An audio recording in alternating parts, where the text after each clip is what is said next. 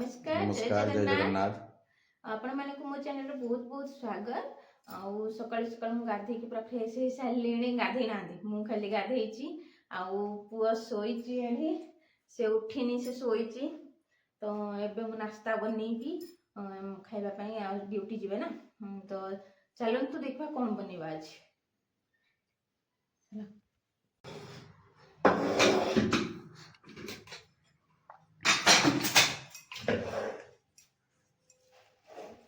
केते गुटे बोली बुझी भात गुड़ा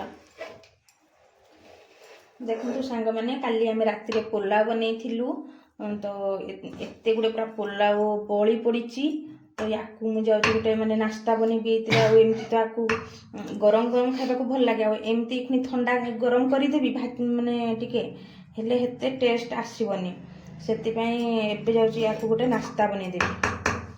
तो चलतु बनैबा नाश्ता।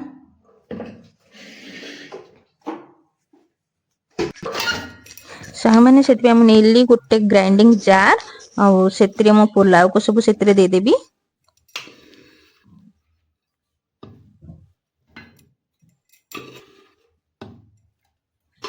देखो तो मोर सबू पुलाव से हो गला।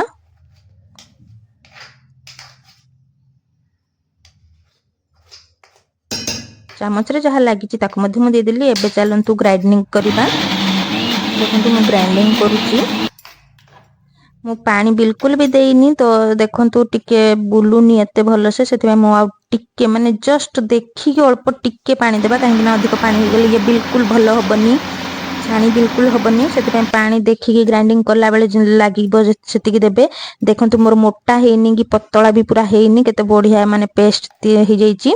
एबे आकु गोटे बेला को बाहर कर देबा सबु।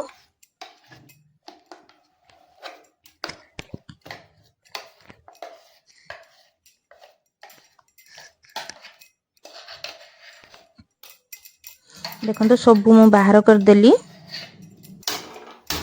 एबे गैस ऑन करिकी मु बसई देबी कढ़ाई आ सेतिरे दे देली मु रिफाइन तेल।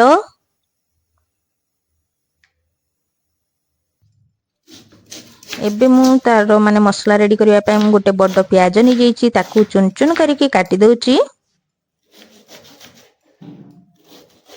सेपटे हमर तेल मध्य गरम होउथिबो। एबे मु किछि धनिया पत्र मध्य चुन चुन करिकी काटी दउची।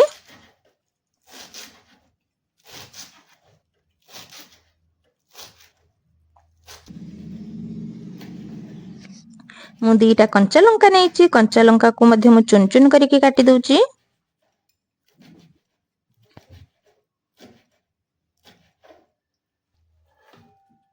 एबे आई सब को आमे से पेस्ट रे मिक्स करतेबा सेतिबे मु सेतरे दे देली कटा होथवा पियाज धनिया पत्र आ कंचा लंका को। एबे मु सेतरे आधा चामच दे देली अजवाणी आ गोटे चामच मु देइची लूण काहे कि ना पोलाव रे लूण पड़ीथला सेतिबे मु कम देइची आ सेतरे मु टिके दे देइची मीट मसला आ सेतरे दे दोची मु सुजी। सुजी रो भलो कुरकुरापन आसीबो आ बाइंडिंग भलो आसीबो सेतिबे मु सुजी दे देइची। देखंतु मु मापिकी तो सुजी नेइनी देखंतु हमरो सुजी लागिनी माने हाथ रे जणा पड़ी जाउची सेतिबे मु आउ टिके सुजी नै जाउची।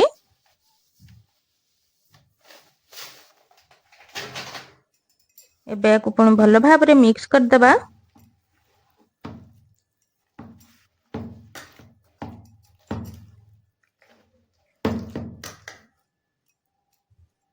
देखनु कते बढ़िया हे जाईची। एबे एबे हाथ रे जहा भी लागी ताको छोड़े देबी। हाथ पानी गोटे बेलारी मु रखीची आ सेतिरे हाथ को बोड़े देबे। पानी हाथ हेला माने कोन हबन ना हमर जो पेस्ट हम करचंती से बिल्कुल हाथ रे चिपकी बनी। आ देखंतु मु बरा शेप दउची बरा जेमती बनाए आ मझिर टिक्की होल कर देकी एबे तेल रे सब छाणी देबा ए भली भाव रे करिकी बरा शेप रे देकी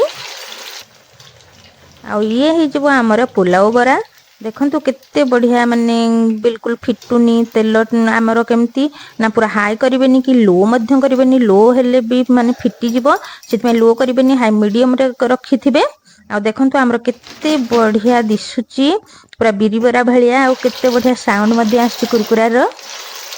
आ जहा भी अछि ताकू मध्ये हमें सेही भली भाव रे छाणी देबा सबु।